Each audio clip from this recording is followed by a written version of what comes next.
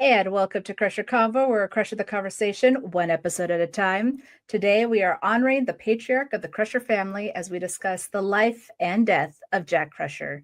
And with me tonight, I have a special guest, Bryan from Truck, Marry, Kill podcast. I am really excited to be crushing the conversation with you today. I'm so pumped from that intro. So that theme music always gets me going. So let's do it. Jack, you know what? You're like the second or third. You're like the second or third person that like I see just kind of bouncing. I was noticing though that my background does not look as cool as everybody else's background in that. Even Gates McFadden, I'm like, I don't know where she was, but that was a cool room that she was in. So it's a nice little setup, right? Yeah. Yep. Well, real fast before we jump right in, I'm gonna talk about my sponsor. So Cherry Tree, if you love anything with computers and Borg ships and kitties and anything in between, you go to mycherrytree.com and use my code CrusherCombo6 to get 6% off your order. And please follow them on the socials at Cherry Tree Incorporated. There we go. Have to throw that in there real fast. Now, Bryan, I do want to ask though, what is your trek and why? So I've said this before. It depends on the day you catch me. And I think you're catching me on a day where my answer is going to be TNG, but 9 times out of 10, it's DS9. Because that's the one that I watched after TNG. I came into TNG, but it was so formative. I was so young when I started watching Star Trek The Next Generation that they do feel like my family. And related to what we're talking about today, I mean, Captain Picard was, for me, a male role model. My dad died around the same time that I started watching Star Trek. And so my mom like sent him a letter saying he looks up to you and blah, blah, blah. And Patrick Stewart sent back like a very nicely typed note by his assistant or whatever. So it's very nice. So I'm going to have to say TNG. So. All right. But you know what? You like literally in a row, like the last 3 in a row have been DS9s. Well, because it's sort of like that thing of you're born into one family, so I'll count it as TNG, and then your chosen family, which for me was DS9, whereas just like you grew up with that show as it got good, you grew up, and I was a teenager, so I was like, this is the cool show, yeah.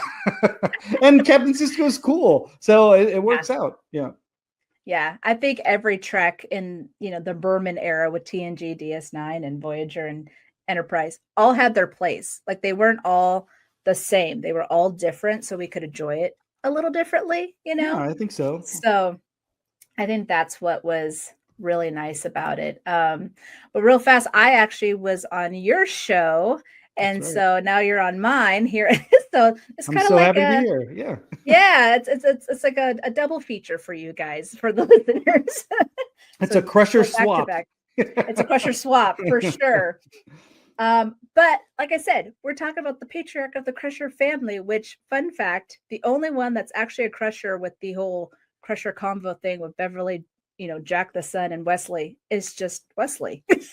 Because Beverly was married into it, and Jack the son is not related to Jack Crusher at all. So little fun fact for you listeners. But let's talk about Jack Crusher with a clip from Family. See in your face all the people I've loved in my lifetime.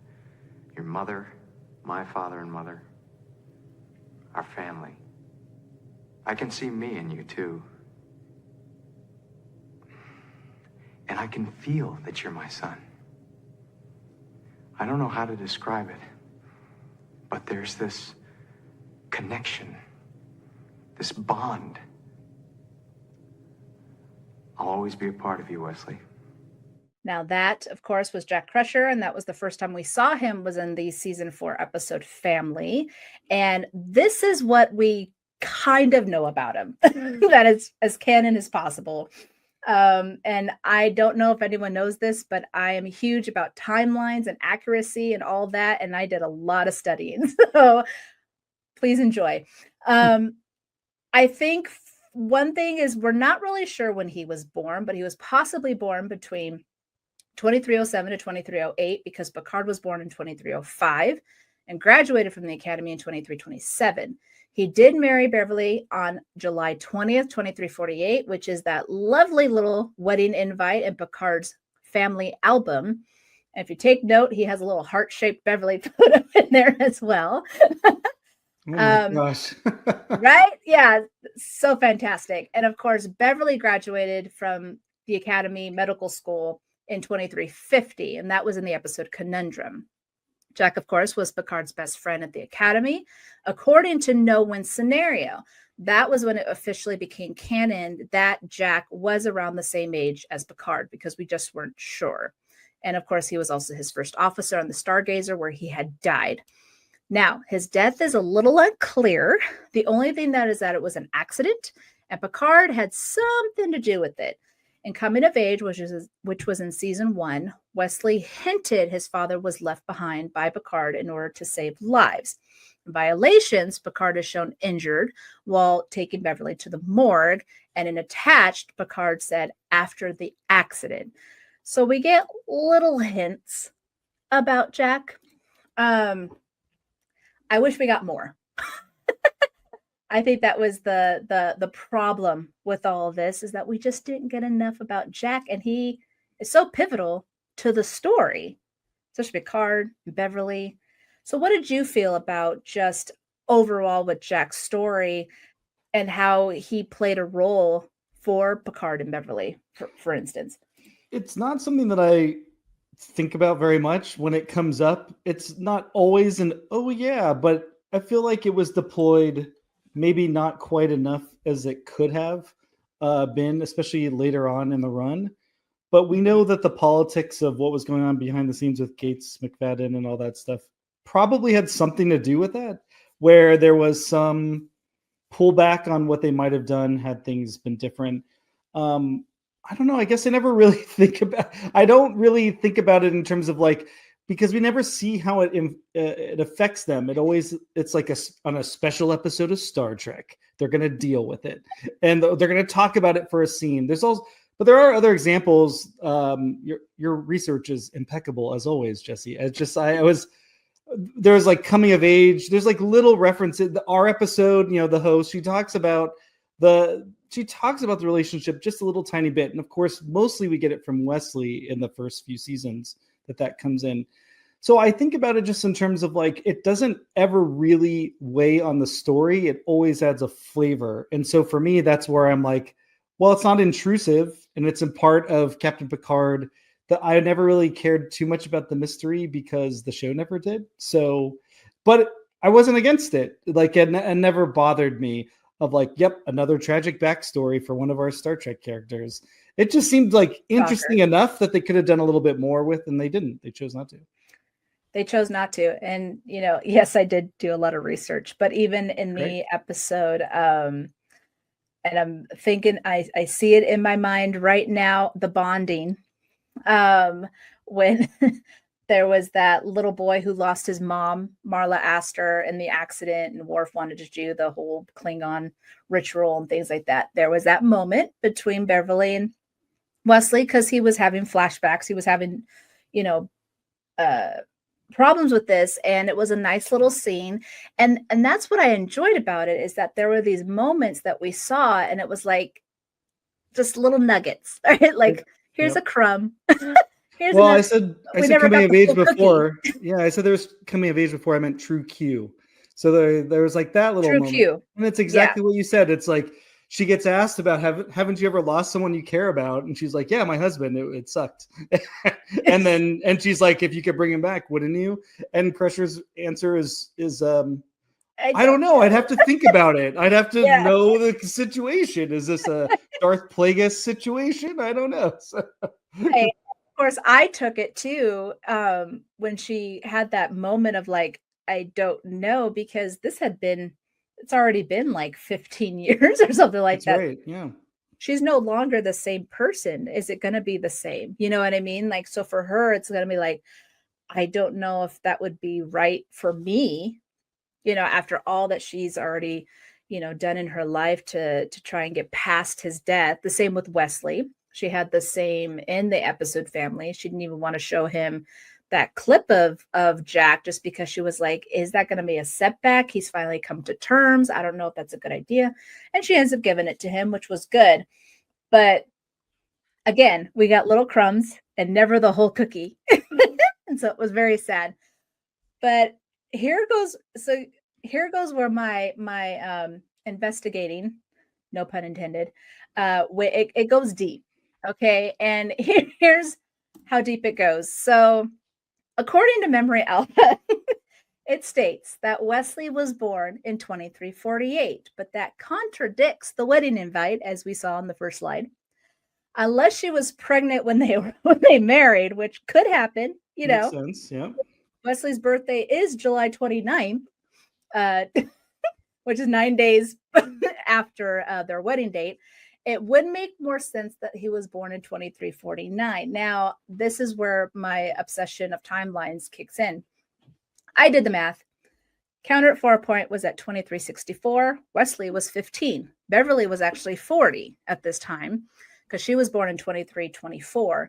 Wesley was 5 when Jack died, as we mentioned in True Q. So that became canon. So it was 10 years before Farpoint. It says Fairpoint. I don't know why, but Farpoint, which means Jack died in 2354, not 53 like Memory Alpha states. And if Wesley was 5, then he was born in 2349. That means Beverly was 30, which makes sense again because she was 40 in the first episode.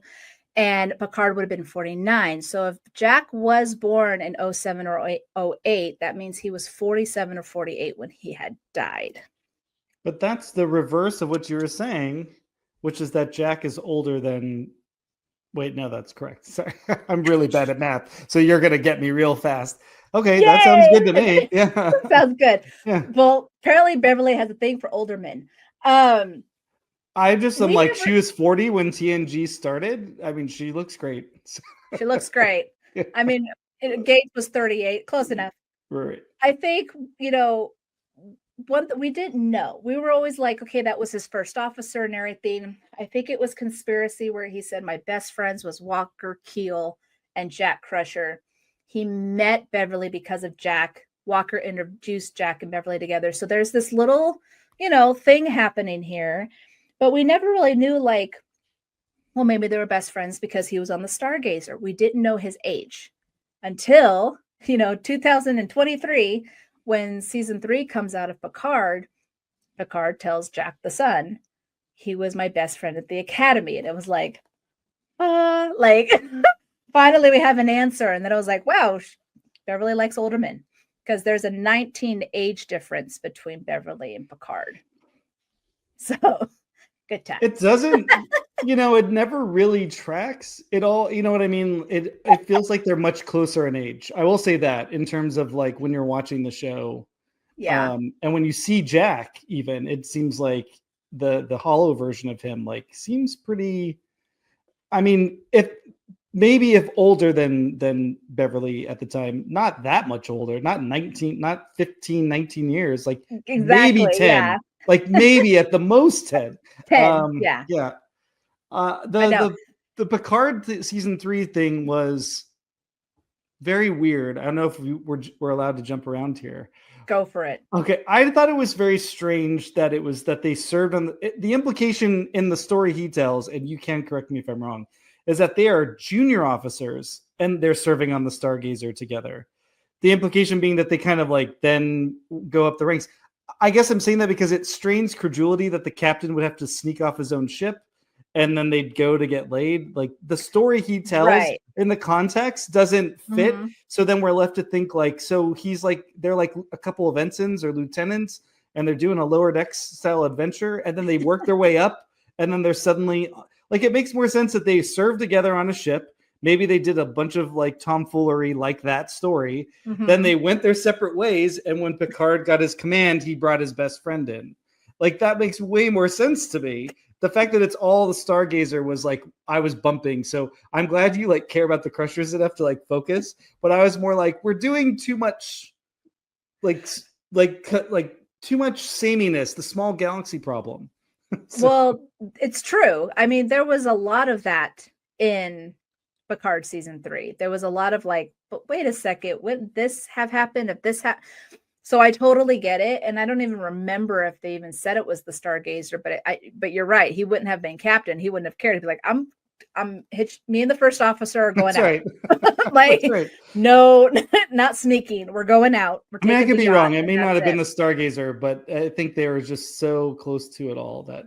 Right. But that leads me into my big point, which might get to our discussion about what we would have liked to have seen later. But I don't know. But continue with your show, and this is your show. No, but you are the guest, please.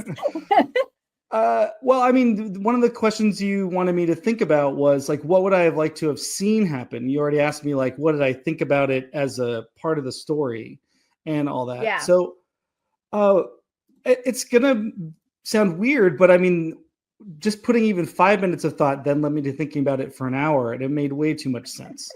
Okay, great. We got the banner. Right. We're all good to go. We're all good. So this is going to sound really bad. I'm on the show about Crusher conversation, and I'm going to say that the role that Jack Crusher should have played was in expanding Jean-Luc Picard's character more, because everything you've already laid out, and if we were to delve into each scene every time he was discussed, that relationship with Beverly, you posted on social media that deleted scene or that deleted moment from a scene where Picard's talking about Wesley. There's the scene in Evolution where Crusher's back on the Enterprise. She asks Picard, "How is my son?" And he's like, just like his father, like trustworthy and all this other stuff. And so what it made me think was, we have to also remember how Picard was in the Academy. And Picard was basically getting away from his strict family, his dad was abusive towards him and all this other stuff. Jean-Luc Picard was an asshole. He was a jerk, and he corrupted Jack Crusher, I think, I think that's the most likely scenario. And what he saw was that Jack Crusher was maybe more like, you can actually, to borrow Star Trek dynamics, and this is going to sound really bad. Did you watch the original series? Do you know it? You know the original series? Okay. Yeah. Okay. I don't think I've seen all the episodes, but I know good. This is going to make sense. In the second pilot, the one that wound up being the Shatner Captain Kirk pilot, he's got the helmsman is basically his best friend, Gary Mitchell. And Gary Mitchell, they were friends in the Academy, and in the Academy, Kirk was basically just a nerd, and Gary Mitchell was this narcissist and a megalomaniac. So when he gets zapped with the powers of God, it ties into his character, and that's why he's able to be so godlike. But in that episode, you have little hints of how he was manipulating Kirk or manipulating circumstances to make, to kind of mess with Kirk's life in a way. And that he was the corrupting influence, basically, which made Captain Kirk cool. I think that's what happened with Picard and Crusher, is what I'm saying. That Jack Crusher was he makes more sense that he would be the family man, that he would have a good woman, and that he like a one woman man or whatever. Whereas Patrick's, Captain Picard is at that time a wild guy, and he learns from Jack Crusher that there is value in stability, that there is value in relationships and love and all that. So for me, just like going through it, I'm like, because I'm familiar with the single mother, because the father died, and being the son of single mother and all that, and the dead father stuff, that to me was less interesting. And I don't think Star Trek, that would have required them to have writers who could really handle that. And but on the flip side, I think that using it as an examination of what makes Picard tick, or why he made the choices he did later on, Yeah. I think that actually means a lot. Like, it's quite meaningful. Like, that relationship is very powerful. Yeah. So I would have liked to have seen more of that. I would have liked to have seen Picard dealing with Jack Crusher, because he's got a constant reminder right there with Beverly being right there. But I think you're right. And I think I even mentioned, my wish list on my end was that I wish we did have more Jack and Beverly scenes. And the thing is that there's not one Jack or Beverly scene, which I'll show you in the next slide, but there's not one. And I wish there was just something, or even the three of them. All we got were just these mentions, but we didn't actually see it. And I think if we saw it, it would hold more weight, because all we're hearing it is back here, even though it's very important. And I think it's also very important to Picard's story. And I also put here, wish we had heard more of Jack in stories instead of just snippets. And also wish we got Jack in the battle, because the battle in season 1 was about, the Ferengi trying to kill Picard, all that stuff. And it was because of the Stargazer. And there was not one mention, not even Beverly being on the Stargazer going like, for a moment, even though this whole Ferengi thing happened after Jack died. I didn't understand that. And like you said, it was just because they didn't know how to write it. It was just maybe too poignant that they were just like, nope, let's go over here and talk about ships and and fights and things. But I do believe that Picard is who he is. And I think Jack was probably like that anchor for him. Yeah, absolutely. I think Jack was really the one that kind of reeled him in, and he was that family man. He seemed funny, and he gave the joke of giving Beverly that book, like how to advance your career in marriage, because she was in medical school. So he's like, you could still be married and also get, and that was his way of just being, cute and funny and stuff like that. So I think you're absolutely right. I think Picard is the way he is because of Jack. And I think Picard, of how he became so closed off, is because of his loss of Jack. Not just in the sense of like, oh, by the way, I had feelings for your wife, but he respected him enough to be like, I'm not doing it, because he loved his friend. That was the brother he never had. That was a missed opportunity in Tapestry, now that we're talking about it. All of it. And I think they mentioned that they were going to try and use Jack, but for some reason it wasn't going to work. So that's why they threw in this Corey guy.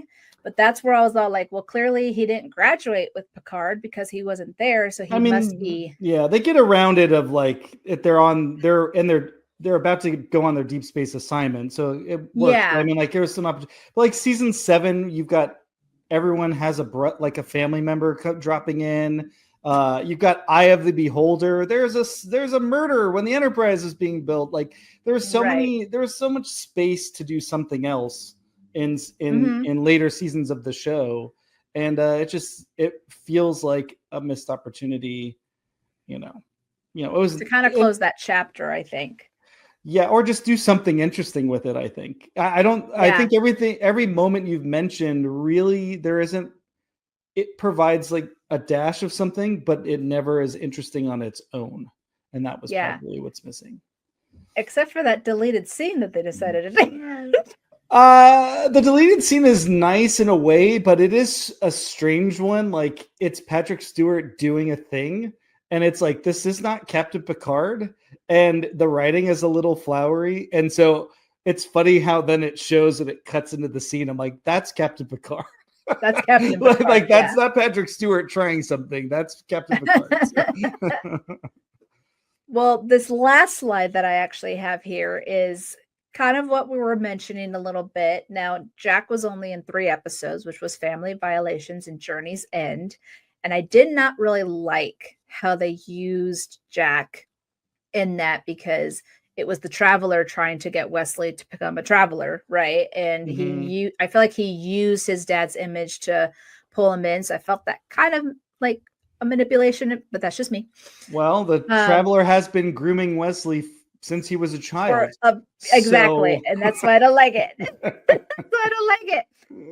Like I said, there's never been a scene of Beverly and Jack, and I don't even really think that the morgue counts because it's 2 shots, and those actors probably never met. I don't think Gates and Doug ever met each other, even though they played a married couple.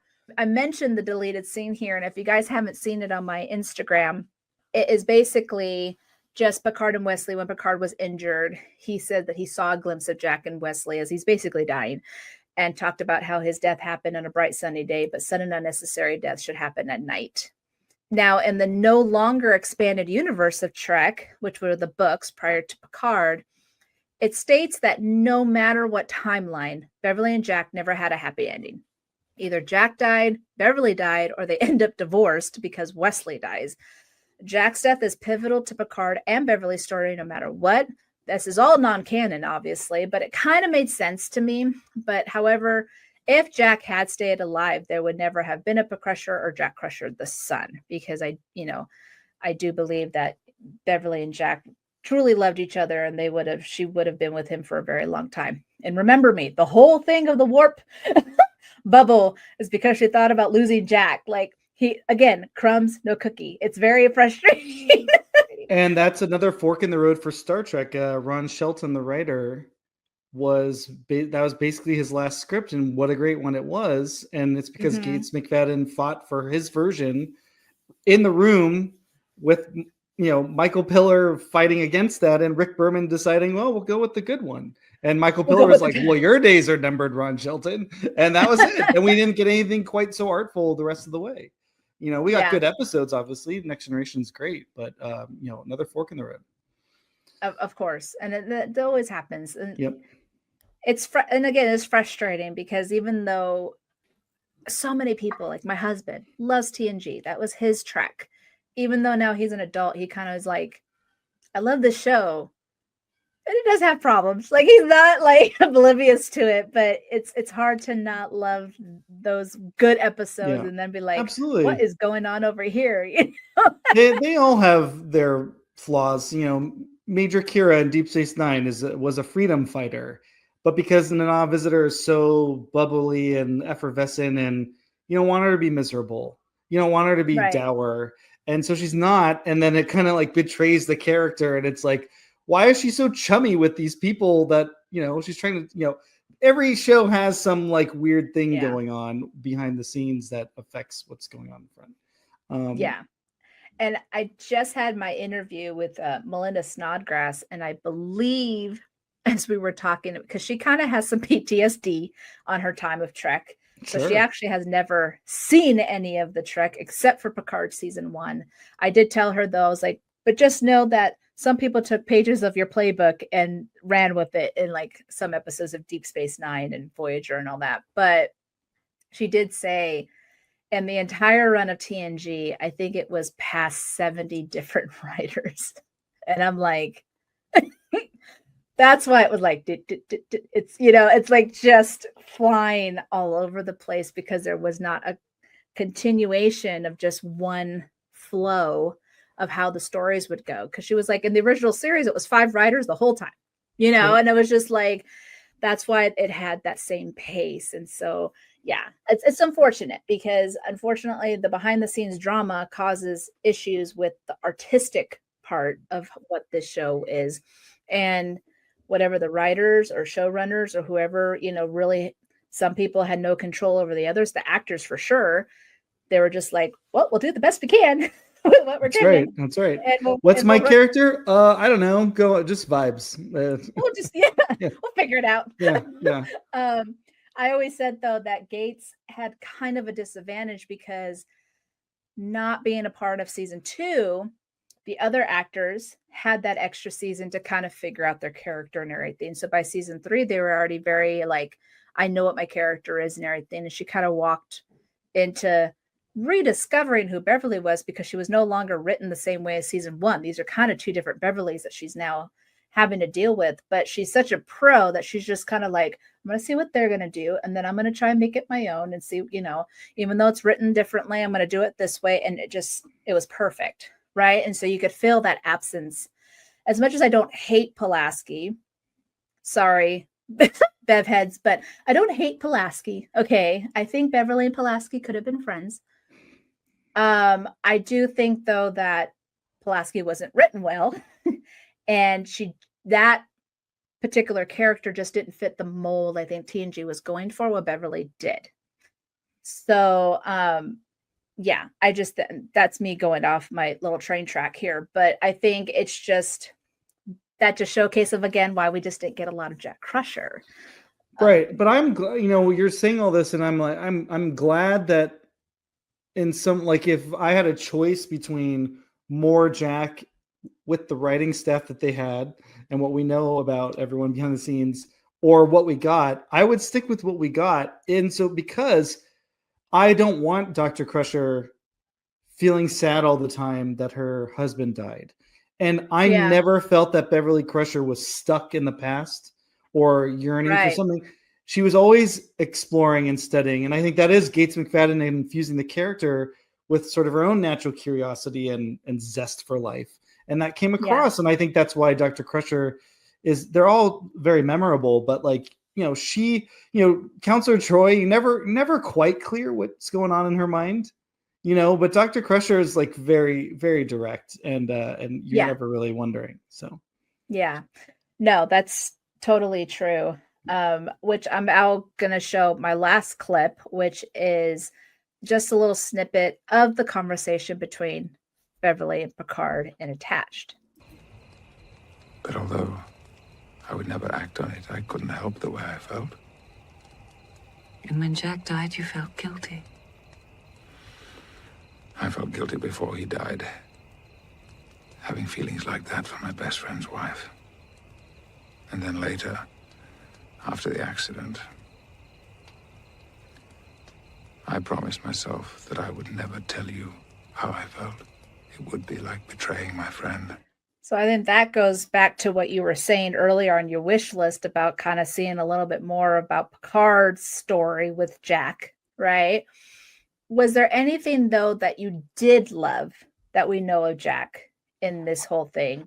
I'm going to work backwards. I love Patrick Stewart's performance in that scene because for most of the time, my recollection is that Patrick Stewart seemed embarrassed to have to ever play that side of his character, that relationship.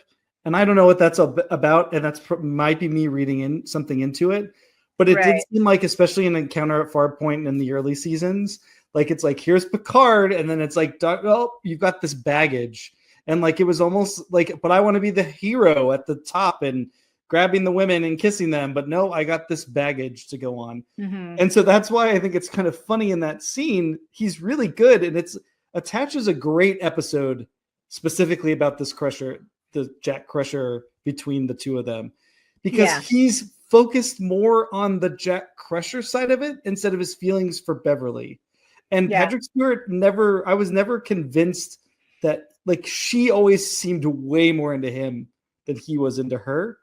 Mm-hmm. And I just think it's really funny that was maybe another reason why it was good that they didn't try to push it very much, because with very few exceptions did he ever seem committed to it the way that she was. In All Good Things, I would say comes pretty close, but that's because I think at that point in All Good Things, Patrick Stewart's exhausted and he's just reacting. So, but what we loved about Jack, I do think they used him well with Wesley. I think your thing you're citing about the Traveler, that doesn't count. So that's not him. But I like the little moments we got. I think Dr. Crusher, one of my dearest friends in life, is sort of motivated by the same thing. She lost her father very soon after I lost mine, and just like me understanding, like, you just got to be there, just got to connect and let them know. So I thought that was great. As much as I don't like Wesley Crusher, if I'm to rank my TNG characters, there are definitely moments, especially after Michael Piller took over, where he tried very hard, and the show did do him well, like honored that character and did a pretty good job at times.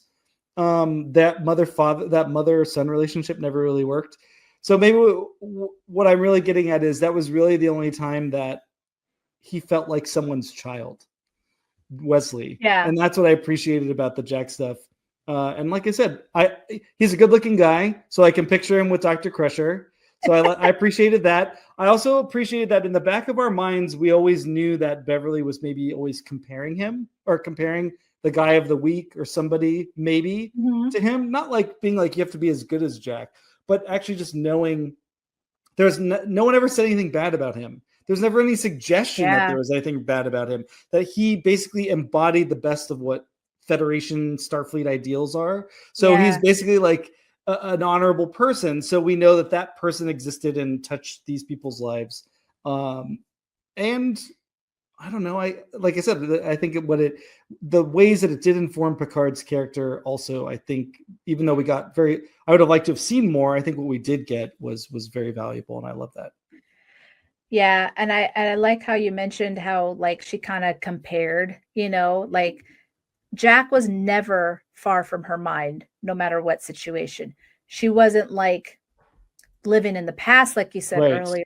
She was, moving on. She was a doctor. She was a mom. She did all her things, but he was still part of her and she held that close to her. And so, yeah, there was going to be moments where all of a sudden she's like, in the host that guys go listen to, to wherever you listen to your podcast, she, as much as she was like, I haven't felt like this in a long time. Like she remembered that feeling that she had with Jack and then she was having with Odon.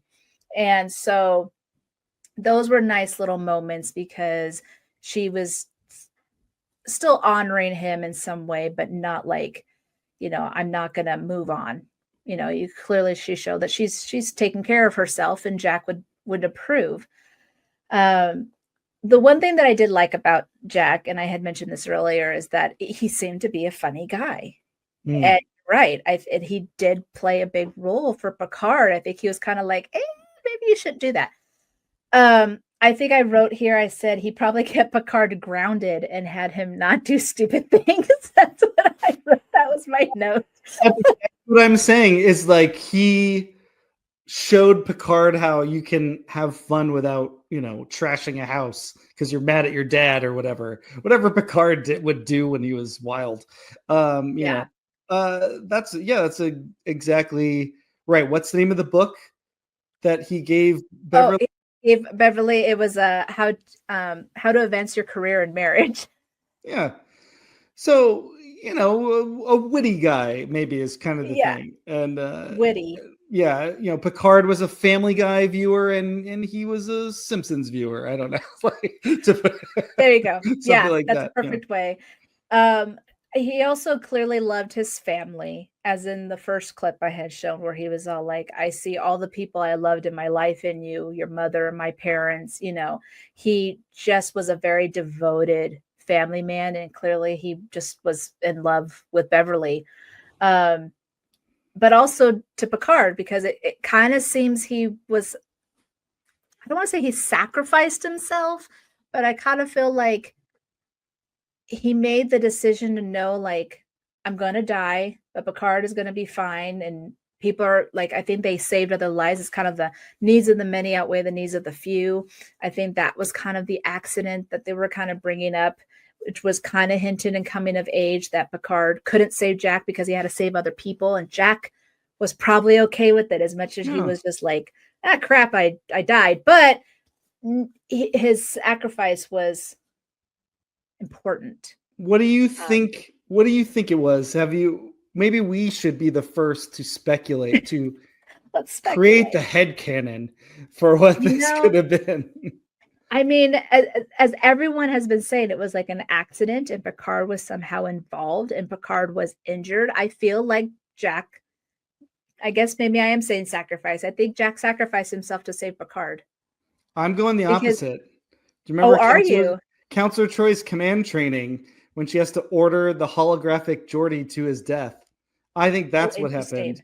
That there was something going on and that Picard basically had to be like, I have to get these people clear of this zone. And if we don't stop this thing from happening simultaneously, the situation will grow. So there's only two of us, or there's only a limited number of resources. But in order to save the most lives, somebody has to go save them and somebody has to stay behind and do this. And Jack's probably like, well, you're drunk, Picard, or you know, like you don't know how to do that, and I do. I'm a specialist on this, and you're not. If there's any piloting involved, remember Picard's the better pilot. So it's like if there's a radiation situation or a speed situation or any debris, to me, I can imagine, because the implication also is that he ordered him to his death. That always, maybe I'm misremembering that, but it always seemed to me there's a couple of where it's different. Yeah. Yes.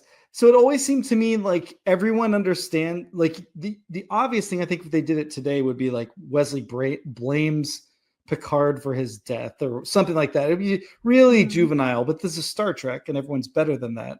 So I think everyone just recognizes like we did what had to be done and this is how it shook out. And, you know, a couple of different variables, and it could have been Picard who died and Jack who lived. And this is just how that's just how I read it to make it seem the less melodramatic insofar as like something using Star Trek language that we've already seen before of like sometimes someone has to go into the reactor, someone has to go into the warp core and stick their hands in the dilithium crystal chamber and do the Spock thing to save everybody else. And I think it was Jack Crusher, but he was probably ordered by Picard to do it, you know? Yeah, I could see that too.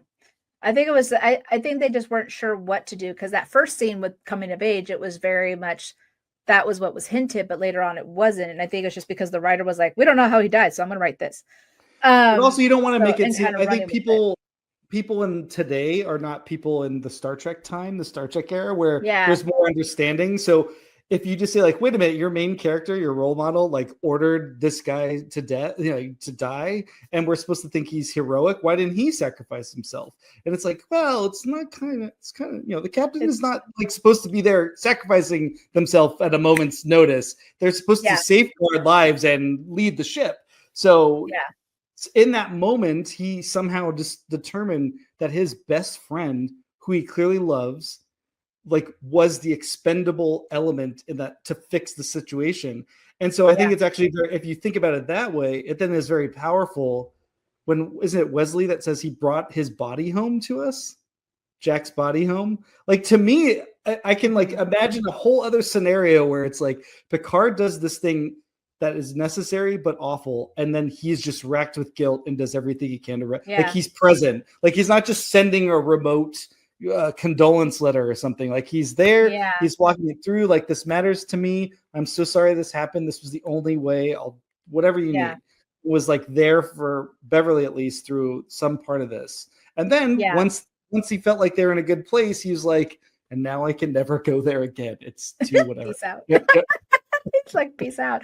Listen, the repairs are complete on the Stargazers, so I gotta go. I gotta go. And you know what? With all of that being said, it made sense. Now, I feel very vindicated. I had mentioned this before. When everyone was speculating about why was Beverly missing for 20 years, and we were like, there's probably a kid. I had said, I was all like, I hope it's named Jack. And everyone was like, ooh, that's weird. That's her first husband. I was like, but it means something. And sure enough, they named the son Jack. And of course, it's because, and Picard even mentions it, because Jack Crusher, the son, is all like, I know she didn't hate you, but naming me after first husband is like, that's a little weird. So he's representing those fans, right? But Picard's all like, no, I get it. He's like, I probably would have named you the same thing. He's like, he understood, because there would not be Beverly and Picard meeting if there wasn't Jack. There would be no Jackson if it wasn't for Jack. Like, it's the two people, they both love Jack, Jean-Luc and Beverly. So it makes sense. No, when that happened in Picard season 3, I was like, huh. And it took me half a second to realize, like, oh, this is really making it clear how important Jack Crusher is to both of these people.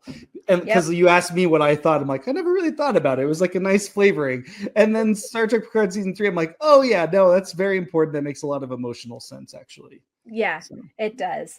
Now I'm going to do a segment real fast, which is called Let Me Check It Out.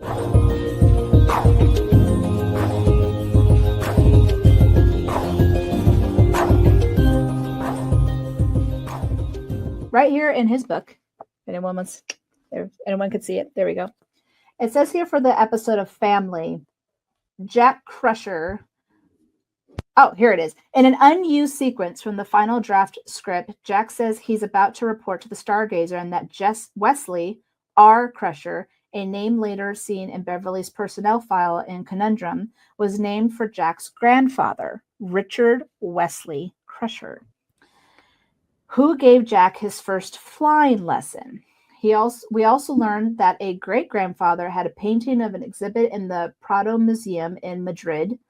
Other Trek continuity touches in the scene, including mentions of a Crusher who was a horse thief, and Nimbus 3, which is in Star Trek 5, another who served as a Confederate soldier at Bull Run, and a third who had died in Station Salem 1, referring to the defector on the side of the enemy's surprise attack a la Harbor during an unmentioned war.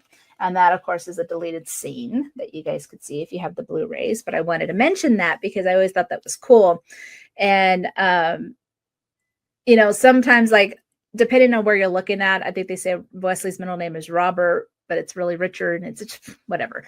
I believe Larry. We're going to go with that. Even though it was a deleted scene, we're running with it. But I like to mention those really cool little snippets. And it was cut out because of it being a long scene, and so they had to cut out little sections, which is fine. But yeah, now with one more thing here, and I want you to say this, not me. So Trek, Marry or Kill, the story of Jack The Crusher. story of Jack. Yep. I'm going to go with Trek. So Okay. I think it does not, like I said, it's not like the tragic backstory that every Star Trek character seems to have. It because it doesn't just sit there. It Right. ties three of our characters together. That's very important. And I think we've done a pretty good job of showing how it influenced those characters, not to the extent that we wanted, not to the extent that probably they didn't use all the buffalo, basically. They didn't get every bit of mileage out of it that they could.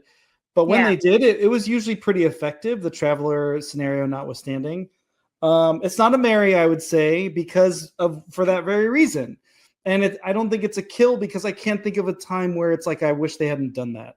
I think even Star Trek Picard season 3, naming him Jack Crusher, is very touching. All the other stuff around the mechanics of that, people can disagree with, but in terms of like, no, it makes perfect sense. Like, these two people love each other, and this is the person that how they loved each other was through this person. And I think that's very touching. And also, so it boosts all three characters, gives Wesley, good material to play. Will Wheaton makes him feel like a child, which is very important for that character. It really shows you what Beverly's all about. Like, she's a good person. She associates with good people. She's a strong character. She's very intelligent. She has pretty good taste in men, I would say, that kind of stuff. So, it works. I'm going to go with a marry. Oh my gosh. You think this is the best characterization in Star Trek and TV? Oh my goodness. Okay. Go hit me with it. And you know what? I just like okay, here's the thing. I'm a soap opera fan. Okay. So I see the most strangest storylines ever, happening. Okay. I even thought at one point that Jack, Beverly and Picard had a son and Jack died and they thought he was dead, but he was really alive. Like, that's how far my mind went because I'm a soap opera fan.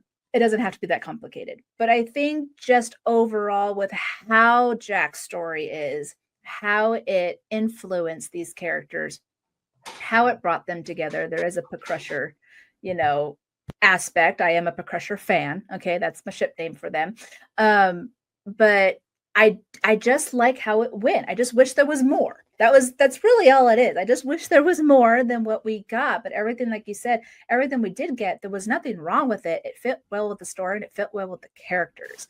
Well, what was crescendo, I would say? What's its high point? The high point? Well, I guess that to me would be like the marry, like this is the great example. I think my high point is just in the fact that it really influenced the characters to be the best that they could be. Okay. Because like we were even mentioning, Picard. So are you putting it to vote? Let the Do you audience want to? That's how we do We'll it on our see. show. Yeah. That's what I'm saying. It definitely wasn't a kill, but I was all No, like, yeah. I don't know if it's not Trek enough. I was like, but just the emotional aspect of the story, I feel like was done very, very well.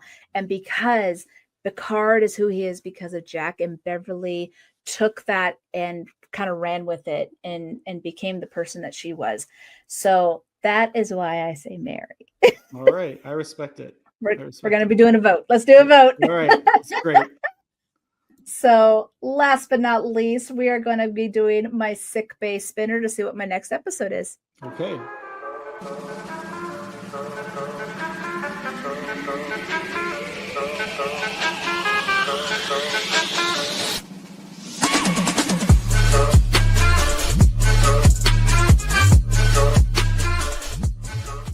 Perfect timing, because we were just told that Prodigy is not going to be on Netflix anymore. So now let's talk about Prodigy with Kobayashi. I'm really excited because this was the whole episode that brought Beverly back. So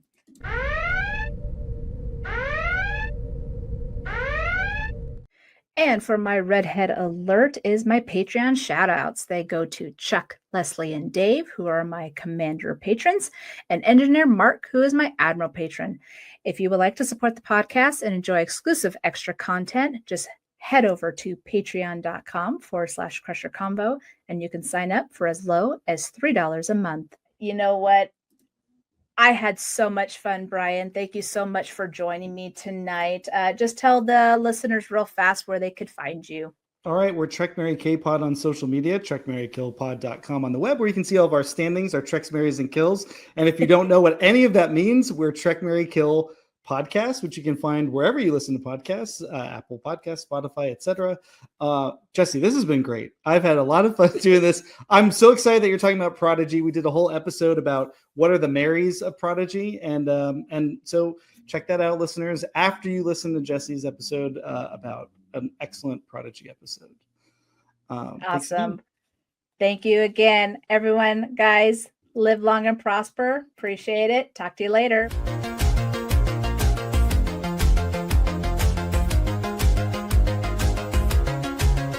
Don't forget, you can listen to all the audio versions of Crusher Combo on Apple Podcasts, Spotify, Good Pods, or wherever you listen to your podcasts.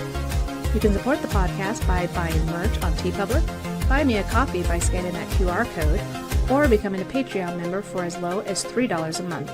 But the best way to support Crusher Combo is to like and subscribe here on YouTube. You can also find me on Blue Sky, Instagram, Threads, or TikTok, so please follow me there. And of course, all this information can be found on CrusherCombo.com. Crusher out.